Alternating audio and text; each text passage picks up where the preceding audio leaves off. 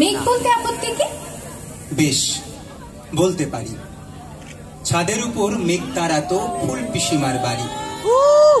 গ্রীষ্ম ছুটি চলছে তখন। তখন মানে কবে? আমার যদি 14 মেঘের 16-17 হবে। ছাদ থেকে হাত ছানি দিত। ক্যারাম খেলবি?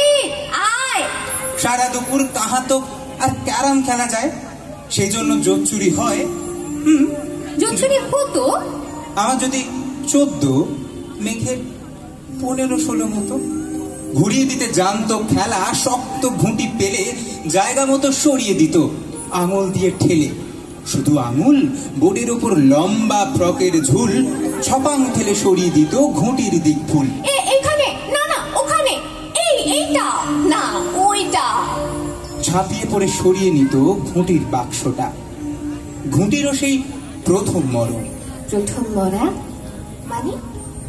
বুঝবে শুধু তারাই যারা ক্যারাম খেলা জানে। চলেও গেল কদিন পরে। মেঘ যেমন যায়, কাঠ ফাটা রোদ রইল পড়ে মেঘের জায়গায়। খেলা শেখাও, খেলা শেখাও, হা বিদ্বেষ কাক। কলসিতে ঠোঁট ডুবিয়েছিল, চলতো পুরো খা। খা খাওয়া সে কলসি আবার পরের বছর চলে। বললো কেমন তোমায়? থামো, ওসব কি কেউ বলে আত্মীয় হয়? আত্মীয় হয়? আত্মীয় না ছাড়।